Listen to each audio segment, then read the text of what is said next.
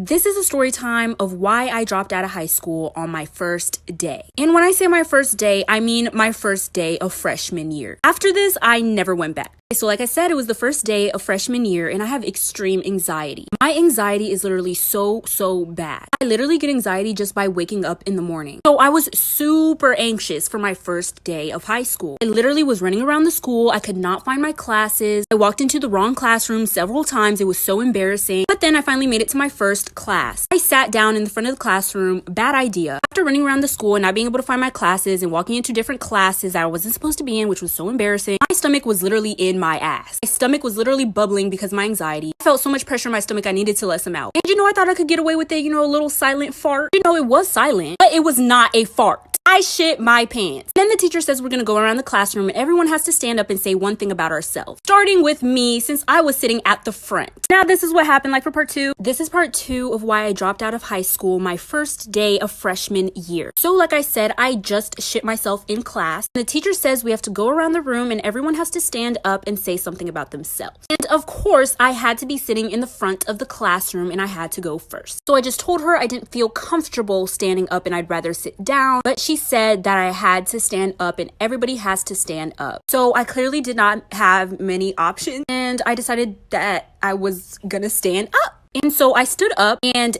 everybody gasped, even the teacher. The teacher literally made everybody get out of the classroom. And I knew from there on out, I could not show my face in that school anymore. I knew all day everyone was going to talk about that one kid that shit themselves in class. Yeah, the teacher took everyone out of the class and then I got myself cleaned up. Went to the office, told them what happened. They called my mom. They let me go home. I cried to my mom and told her I could not show my face at that school anymore. And so she pulled me out of high school and I just did online until I graduated.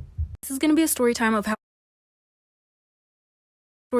I almost drowned someone's baby. Y'all, I cannot sleep at night because of this. I cannot believe that I did this to someone's child. Let me go ahead and explain myself. So I was babysitting for this one rich ass family. What's so amazing about it was the fact that the parents were never home. At the same time, I was just a senior in high school. I didn't have much to do after school either. I didn't have hobbies. I didn't play a sport. So I had all the time in the world to babysit for their kid and house sit for them. This baby was only 1 year old. Since the baby was so young, I had to keep eyes on it at all times. They had this big pool area and they said that if I ever wanted to go swimming I could, and there was a floaty for the baby. One day while I was house sitting and babysitting for them, I went in the pool and I put the baby on the floaty thing. Somehow I forgot that that baby existed. I felt something in the bottom of my feet at the pool. It was like slippery, so I kicked it out the way because I thought it was a toy. And then when I turn around me, I see that the baby is not on the floaty. I look down and I see this tiny human sunk in the water, like for part 2. This is part 2 of how I almost drowned someone's baby. When this was happening, I was on my phone, so I was distracted. I looked down in the pool and I see that the baby is drowning.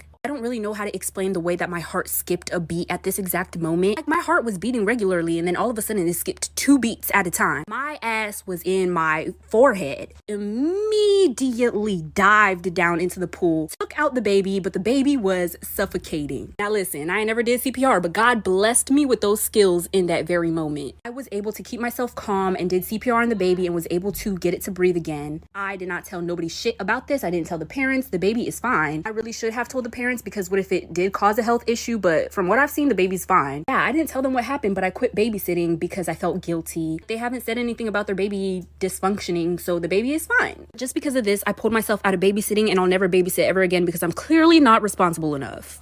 This story time is how my toxic ex-boyfriend stole $5,000 out of my bank account to give to a girl he was cheating on me with. So I've been with my ex 3 years prior to breaking up. We met at a party. He seemed pretty cool. And from there, he was really nice and different from any guy I met. Any other guy I talked to didn't seem interested in me, but him. It was like he was obsessed with me.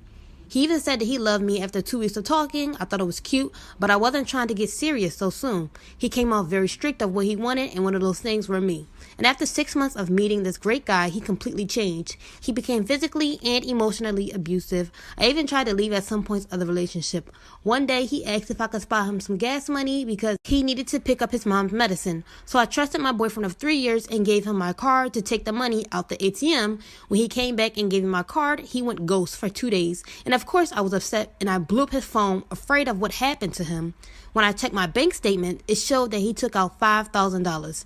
If y'all want to know what happened after that, This is part 2 of how my toxic ex-boyfriend stole $5,000 out of my bank account to give to a girl he was cheating on me with. So after he ghosted me for 2 days, I checked my bank account and my balance came up to $5,000 total. And it seemed like he went to different ATMs because he took a little amount and it all added up to $5,000. I was so upset, I tried calling and texting his friends, but my messages weren't going through, almost like they blocked me.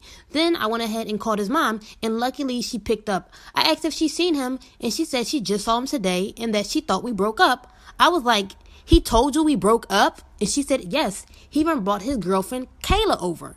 I was so furious. She even told me that he helped her move into her new place and that he paid for her first and last month rent. And it was near the mall in our area. And I knew exactly what apartment complex she was talking about. If y'all want to know what happened after that, let me know down below in the comments. This is part 3 of how my toxic ex-boyfriend stole $5,000 out of my bank account to give to a girl he was cheating on me with. So after he lied and told everyone we broke up, I found out he was cheating on me with another girl and used the money I gave him to give her her first and last month rent. I knew exactly what apartment the girl lived in because his mom had told me. I went to the front desk and asked if there was a Kayla, and I lied and said it was for a family emergency. So the guy at the front desk was able to reach her. She had came down, she walked to the desk, and the guy at the desk pointed her towards me. I walked up to her and asked if she knew who I was, and she said no, and I broke everything down to her, telling her everything our boyfriend lied about. And she was so nice, she had no clue that any of this was going on. She even cried, but I told her to stop because I had a revenge plan and that he was going to get everything that was coming to him. And I asked if she wanted to join, and luckily she said yes. So if y'all want to know what happened after that, let me know down below in the comments, and this is when it gets juicy. This is part 4 of how my toxic ex-boyfriend stole $5,000 out of my bank account to give to a girl he was cheating on me with. So after I met Kayla, the girl he was cheating on me with, we created the ultimate get back plan. So she had to completely act like she never met me. She told him she wanted to meet up and go on a surprise vacation and that she wanted to do something fun. And him being dumb, he agreed to it. She told him to pack a bag of his nicest clothes and bring his passport. He came to her place with all his things and they got in a car. I was on the floor in the back seat and he had no clue. So she drove really far from home and stopped by the gas station because she wanted to get frisky. She told him to take off his shoes. Him being dumb, he took off his shoes. She told him to get out of the car real quick because she needed to get the surprise from under the seat. And I popped up and he jumped back. Then I closed and locked the door. He was lost and got mad and started yelling at me, calling me all types of names. If y'all want to know what happened after that, please let me know down below in the comments. Story time about why I beat up my best friend. So a little background information. Her and I had been best friends since we were in 7th grade. Her family was rich, mine was poor, and at first she was a really good friend. She was always there for me whenever I needed her. Until our freshman year of high school, which is when her and I started hanging out with boys.